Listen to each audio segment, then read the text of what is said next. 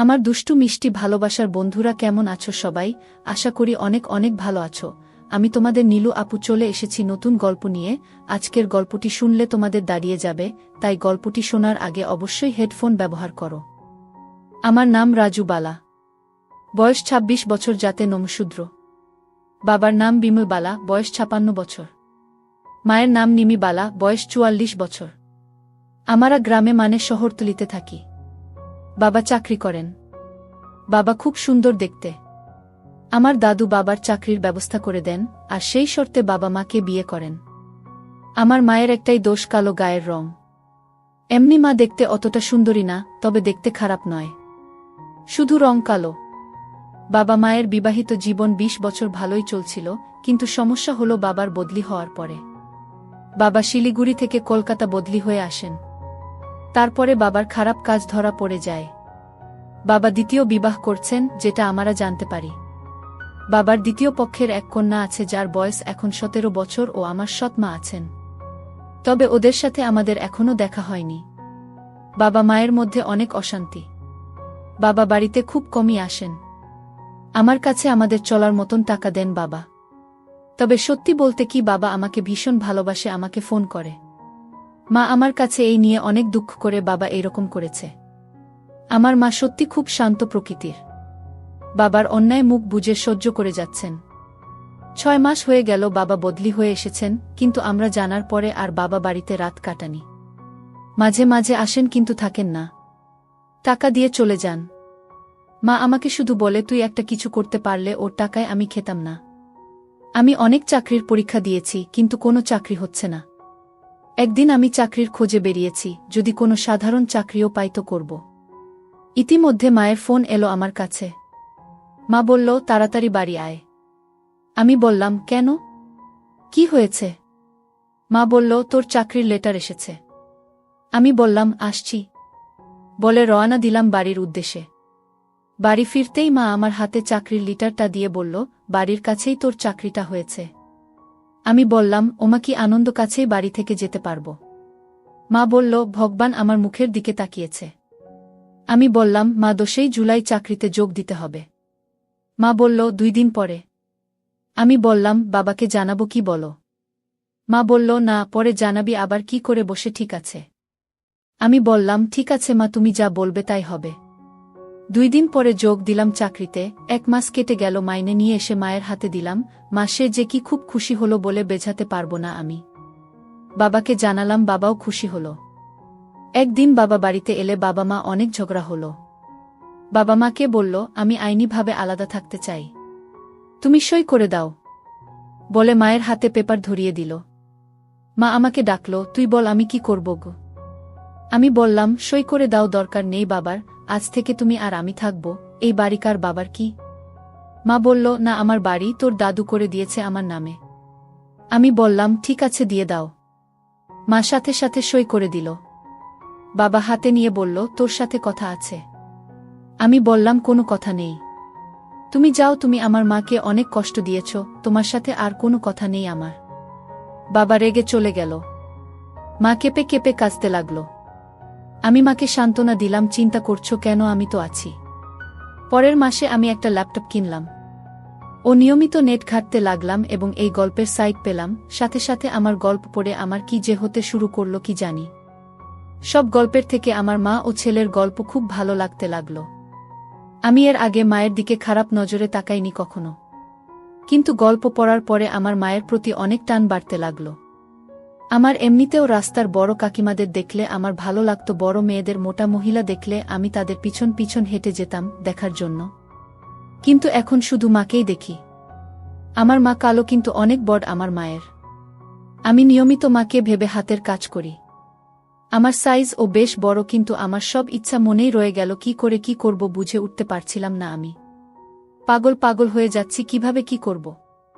কিছুদিন পরে একদিন রাতে হঠাৎ মায়ের রুম থেকে নরম কান্নার আওয়াজ শুনতে পেলাম। আমি সাথে সাথে মায়ের দরজা নক করলাম। মা কিছুতেই দরজাটা খুলছিল না।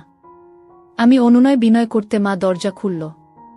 আমি বললাম, কি হয়েছে মা, কাঁদছেন কেন? মা বলল, ও কিছু না, এমনি, তুই যা, আমি ভালো আছি। আমি বললাম, না, আমায় সত্যি করে বলো। মা বলল, কি বলবো, তোর বাবা আমাকে এইভাবে কষ্ট দিল, এত বড় খারাপ লোকটা, যাকে আমি এত ভালোবাসতাম। সেটা ভেবেই আমার কান্না চলে আসে। আমার একটাই দোষ, আমি কালো। আমি বললাম, কে বলল তুমি কালো? তোমার মতন কয়জন মহিলা আছে আমি রাস্তাঘাটে দেখি না। তুমি নিজেকে কালো বলে কোনো সময় ভাববে না। আমার মা অনেক ভালো ও সুন্দরী। রং সামান্য চাপা থাকলেই সে দেখতে ভালো না, তা কিন্তু নয়। তোমার মতন সুন্দরী মহিলা কয়জনের আছে? তুমি মা সত্যি অনেক সুন্দরী, একদম বাবার কথা ভুলে যাও, আমি তো আছি। মা বলল, সে তো বুঝালাম, কিন্তু সবাই ভাবে আমার দোষ, তাতেই তোর বাবা ছেড়ে চলে গেছে। আমি বললাম, ছাড় তো লোকের কথা, কে কি বলে, আমি জানি আমার মা কেমন। আমার মায়ের মতন ভালো মা আর কেউ নেই, তুমি খুব সুন্দর মা। আমি তোমার ছেলে, তাতে আমি গর্বিত। মা বলল, তুই আমার খুশি করার জন্য এসব বলছিস? আমি বললাম, একদম না মা, তুমি সত্যি খুব সুন্দরী। আচ্ছা, কাল তোমাকে আমার সাথে যেতে হবে। মা বলল, কোথায়? আমি বললাম, যেখানে নিয়ে যাব সেখানে যাবে, কোনো কথা হবে না। মা বলল, ঠিক আছে, নিয়ে যাস। আমি মাকে শান্ত করে নিজে গিয়ে শুয়ে পড়লাম। পরের দিন সকালের খাওয়া শেষ করে মাকে নিয়ে একটু দূরে একটা বিউটি পার্লারে গেলাম। 2000 টাকা খরচা করে মাকে বাড়ি নিয়ে এলাম। মা বলল, কত টাকা খরচা হলো রে?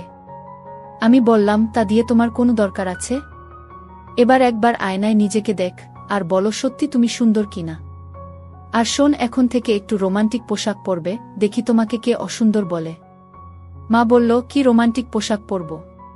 আমি বললাম, এবার আমি তোমাকে রোমান্টিক পোশাক কিনে দেব, তাই পরে বের হবে। মা বলল, যা, এই বয়সে পরা যায়?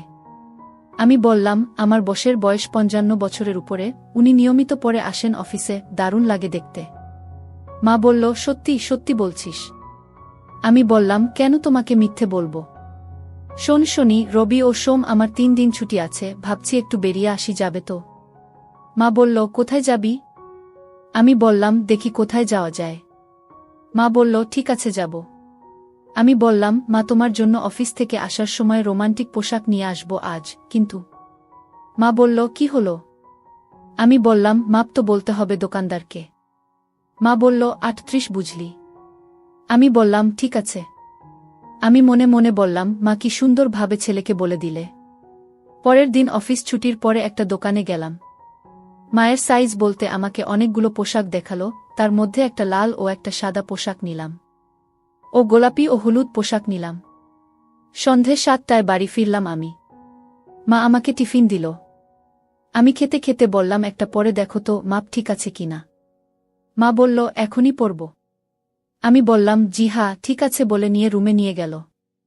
কিছুক্ষণ পরে লাল পোশাক পরে আমার সামনে আসলো। আমি বললাম, মা টাইট হচ্ছে না তো? মা বলল, সামান্য হচ্ছে, কিন্তু পরলে তো একটু ছাড়বে, থাক, ঠিক আছে। আমি বললাম, মা তোমাকে যা লাগছে না, দারুণ লাগছে, তোমার বয়স 15 বছর কমে গেছে। দারুণ লাগছে মা তোমাকে। মা বলল, লজ্জা পেয়ে বলল, যা বোকা। মা আবার বলল, সত্যি আমাকে দেখতে ভালো লাগছে? আমি বললাম, অনেক সুন্দর লাগছে। বলে মোবাইল নিয়ে মায়ের কয়েকটা ছবি তুললাম। এরপর মাকে দেখালাম সামনের সাইড ও পিছন থেকে তোলা ছবি। কি সত্যি করে বলো আমার মা সুন্দরী কিনা? মা বলল, তোর ভালো লাগছে তো? আমি বললাম, সে তোমাকে কি করে বোঝায় কত ভালো লাগছে আমার? আমি বললাম, এটা পাল্টে ওটাও পরে আসো না একটু। মা বলল, ঠিক আছে বলে চলে গেল, আবার কিছুক্ষণ পরে ওটা পরে এলো। আমি বললাম, বাহ, এটা তো আরো সুন্দর লাগছে মা তোমাকে। তুমি এত সুন্দর আমি কিন্তু আগে বুঝতে পারি নাই। বাবা তোমাকে দেখলে আবার ফিরে আসবে। মা বলল, রেগে গিয়ে বলল, ওর কথা আর মুখে আনবি না, তবে আমি কিন্তু আর পরব না। আমি কান ধরে বললাম, ভুল হয়ে গেছে মা, তবে। মা বলল, তবে কি? আমি বললাম, তুমি এই পরে বের হলে কিন্তু তোমার ছেলের বয়সীরা তোমার পিছু নেবে, বলে দিলাম, সাবধান থেকো। মা বলল, আবার মজা হচ্ছে? আমি বললাম, না মা, সত্যি বলছি, তোমাকে দেখে আমারই প্রেম করতে ইচ্ছা করছে। মা বলল, আমার কান ধরে আবার মজা হচ্ছে? আমি বললাম, সত্যি মা, তোমাকে অনেক সুন্দর লাগছে, তোমার রূপের পূজা করতে ইচ্ছা করছে আমার। মা লজ্জা পেয়ে বলল, যা, কি যে বকছিস? আমি বললাম, না মা, সত্যি বলছি আমি। মা বলল, না, খুলে রেখে আসি। আমি বললাম, না মা, খুলে রাখার দরকার নেই, পরে থাকো না, আমি একটু দেখি তোমাকে। মা বলল, মলা হয়ে যাবে না, বললি ঘুরতে যাবি, তখন পরব। আমি বললাম, তাতে কি, তোমার ছেলে এখন চাকরি করে, লাগলে আরেকটা কিনে দেব। ও আচ্ছা, তোমার কি আর কিছু লাগবে? তুমি তো বলনি, আর আমি কিনতেও সাহস পাইনি। মা বলল, কি? আমি বললাম, আরে এর নিচে পড়তে হয় না। মা বলল, বোকা দেখছি, সব খবর রাখিস। লাগবে তো? আমি বললাম, ঠিক আছে, আমি নিয়ে আসব। মা বলল, তুই কিনতে পারবি, দোকানে গিয়ে কি বলবি? আমি বললাম, ওই যা নাম তাই তো কাল বললে। মা বলল, তোর লজ্জা করবে না? আমি বললাম, কেন, কিসের লজ্জা? মা বলল, দোকানদার যদি জিজ্ঞেস করে কার জন্য কিনবি? আমি বললাম, কেন বলবো মায়ের জন্য? মা বলল, মায়ের নাম কেউ নেয়, বলবি অন্য কারোর জন্য। আমি বললাম, ও ঠিক আছে বলে উঠে পড়লাম, একটু বের হলাম আর মনে অনেক শান্তি পেলাম। মা খুশি হয়েছে তো? পরের দিন অফিস থেকে বের হয়ে গেলাম, সেই দোকানে গিয়ে দুটো নিলাম। দুটোই লাল, একটা ডিপ আর একটা লাইট। বাড়ি এলাম, এসে মায়ের হাতে দিলাম আর বললাম, পরে দেখ, আমি খাই ততক্ষণে। মা একটু পরে এলো শাড়ি পরা অবস্থায় আর বলল, কি এনেছিস? আমি বললাম, কেন 38? মা বলল, টাইট হয়ে যাচ্ছে, আমি হুক লাগাতে পারছি না, বলেছিলাম না বড় 38 আনতে। আমি বললাম, তবে কি করবে, কাল পরিবর্তন করে নিয়ে আসব। খুব কষ্ট হলো লাগাতে। মা আমার দিকে তাকিয়ে বলল, পরিবর্তন করতে হবে, 38 বড় আনবি। পরের দিন আবার পরিবর্তন করে নিয়ে এলাম। মাকে পড়তে বললাম। আমি বললাম, মা এবার ঠিক আছে? মা বলল, হ্যাঁ ঠিক আছে, সুন্দর হয়েছে। আমি বললাম, ছেলেকে একটু দেখাবে কি? মা আঁচল নামিয়ে বলল, দেখ, বলে আবার ঢেকে দিল। আমি এক পলক দেখতে পেলাম। দুই পাশে কি সুন্দর, আগ মনটা ভরে গেল। আমি বললাম, মা নিচের দুটো ঠিক আছে? মা বলল, হ্যাঁ, তবে এই যে মায়ের জন্য করছিস, বউ আসলে? আমি বললাম, মা আমি বিয়ে করব না, বাবা যেটা তোমার সাথে করছে, আবার যদি পরের মেয়ে তোমাকে কষ্ট দেয়, তাই ঠিক করেছি আমি বিয়ে করব না। আমি আর তুমিই থাকব। মা বলল, পাগল ছেলে, তাই হয় নাকি? আমি বললাম, কেন হবে না? আমি বিয়ে না করলে কে করাবে? মা ঘরে গিয়ে পরে এলো এবং বলল, কোথায় যাবি বললি না তো? আমি বললাম, চলো সারাদিনের জন্য কলকাতা ঘুরব, তুমি নিকো পার্ক, জাদুঘরে গেছ। মা বলল, না, কোথায় আর গেলাম, আর কবে গেলাম? আমি বললাম, সারাদিনের জন্য যাব আর রাতের খাবার খেয়ে আসব। মা বলল, ঠিক আছে, যাব। শনিবার যাব, কাল বাদে পরশু কেমন? আমি বললাম, ঠিক আছে, তাই হবে। শনিবারে আমরা দুইজনে, মা আর ছেলে, রেডি হতে লাগলাম। আমি জিন্স প্যান্ট আর টি শার্ট পরলাম। মা বলল, আমি কোনটা পরব? আমি বললাম, লাল পোশাক আর হলদেটা পরো। মা তাই করল। মা আর আমি বেরিয়ে 9:30টায় জাদুঘরে পৌঁছালাম, টিকিট কেটে ভিতরে ঢুকলাম। ঘণ্টা খানিক ভিতরে ঘুরে দেখলাম। তারপরে বেরিয়ে রেস্টুরেন্টে ঢুকে খাওয়া দাওয়া করে ট্যাক্সি নিয়ে 11:30টায় ভিক্টোরিয়া গেলাম। টিকিট কেটে ভিতরে ঢুকলাম আমরা। অনেক লোক আছে। আমরা ভিতরে সব দেখে বের হয়ে পার্কের দিকে গেলাম। সেখানে সব 2 জন করে বসে আছে। আমি মাকে বললাম, বসবে? মা বলল, হ্যাঁ, চলো একটু বসি। আমি পুকুরের পাড়ে চলে গেলাম, কোনো বেঞ্চই ফাঁকা নেই। এক কোনায় একটা ফাঁকা পেলাম, গিয়ে বসলাম। সব বেঞ্চে যা হচ্ছে তা বলে বোঝাতে পারব না। মা একটু লজ্জা পেল, এদিক ওদিক দেখছে, আবার আমার দিকে তাকাচ্ছে। আমি বললাম, মা এখান থেকে যাবে নাকি? মা বলল, কোথায় যাব, এখন তো খুব গরম, আর একটু সময় বসি তারপর যাব। আমি বললাম, ঠিক আছে, তাহলে বস। মা বলল, নিরিবিলি জায়গা কিন্তু। আমি বললাম, কি কিন্তু বলো? মা বলল, না, এই যা হচ্ছে তাই বলছি। আমি বললাম, কি হচ্ছে? মা বলল, দেখতে পাচ্ছিস না কি হচ্ছে? আমি বললাম, ওদের কাজ ওরা করছে, আমাদের কি? মা বলল, সে ঠিক আছে, দেখ, ওইদিকে কোনায় এক বয়স্ক মহিলা আর একটা ছোট ছেলে কি করছে, এটা ঠিক না। আমি বললাম, বাদ দাও তো, ওদের মধ্যে কি সম্পর্ক আমরা জানি। মা বলল, বয়সের একটা ব্যাপার আছে তো। আমি বললাম, ভালোবাসা করতে বয়স লাগে না, মনের মিল হলেই হলো। মা বলল, তা ঠিক বলেছিস। আমি বললাম, চলো একটু হাঁটি ওই ঝোপের পাশ দিয়ে। কি সুন্দর ঝাউয়ের ছোট গাছ, বেশ সুন্দর। মা বলল, যাবি, চল তাহলে। আমরা পাশের দিকে যেতেই যা দেখলাম, ও এখানে এসবও হয়। আমার লজ্জা লাগল। আমি আগে, মা পেছনে আস্তে আস্তে হাঁটছিলাম, মাও দেখল। আমি ওদের পেরিয়ে মাকে বললাম, কি হচ্ছে এসব, না আমরা কি বেরিয়ে যাব? মা বলল, যাবি, তবে এখন আর কোথায় যাব? আমি বললাম, নিকো পার্কে। মা বলল, ওখানে ও এরকম হবে না, তার কি কোনো মানে আছে? আমি বললাম, সেটা অবশ্য ঠিক বলেছ। তবে কি আর করি, চলো একটু ঘুরি বলে মায়ের হাত ধরে হাঁটতে লাগলাম। আমি দেখছি মা ও দেখছে। মায়ের হাত ঘামছে। আমি বললাম, মা কি হলো, এত ঘামছ কেন? মা বলল, যা গরম না ঘেমে উপায় আছে। আমি বললাম, তোমার পোশাকটা প্রায় ভিজে গেছে। মা বলল, না রে, এমনি গরম তাই। আমি বললাম, তাহলে এক জায়গায় বসি। মা বলল, কোথায় বসবি? আমি বললাম, এখানে বসি বলে একটা গাছ তলায় বসতে গেলাম। মা বলল, না বসতে হবে না, বাড়ি চলো, ট্যাক্সি ধরে। আমি বললাম, ঠিক আছে, তো দুপুরের খাবার? মা বলল, বাড়ির কাছ থেকে বিরিয়ানি নিলে হবে। আমি বললাম, ঠিক আছে চলো, সোজা বেরিয়ে ট্যাক্সি ধরে বাড়ির উদ্দেশ্যে রওনা দিলাম। মা চুপটি করে বসে আছে, কোনো কথা বলল না। 1 ঘন্টা 20 মিনিট লাগলো বাড়ি আসতে। দুইজনে মিলে বিরিয়ানি খেলাম। আমি মাকে বললাম, মা তুমি কি আমার উপর রাগ করেছ, কোনো কথা বলছো না? মা বলল, না রে, কেন রাগ করব, আমার আসলে ভালো লাগছিল না বলে জোরে কেঁদে উঠল মা। আমি বললাম, মা কি হলো, কাঁদছ কেন? মা বলল, ওইখানে তোর সাথে না গিয়ে আমার যাওয়া উচিত ছিল তোর বাবার সাথে, আর সে আমাকে ছেড়ে অন্যকে নিয়ে মজা করছে। আর কিছু না বাবা, তুই আমার লক্ষ্মী ছেলে, তোর উপর রাগ করতে পারি, তুই আমাকে খুশি রাখার জন্য অনেক চেষ্টা করছিস। আমি বললাম, মা তোমাকে বলেছি না বাবাকে ভুলে যেতে, ওনার কথা আর মাথায় আনবে না। আমি বললাম বলে সেদিন আমাকে বকলে, আর আজ বাবার কথা ভেবে কাঁদছো তুমি। আমি বলেছি তো বাবার অভাব আমি পূরণ করব, তোমার যখন যা লাগবে আমাকে বলবে, আর তুমি বাবার কথা ভেবে মন খারাপ করছো, এটা ঠিক না মা। মা বলল একটু হেসে, আমার ভুল হয়ে গেছে লক্ষ্মী, আমাকে মাপ করে দে।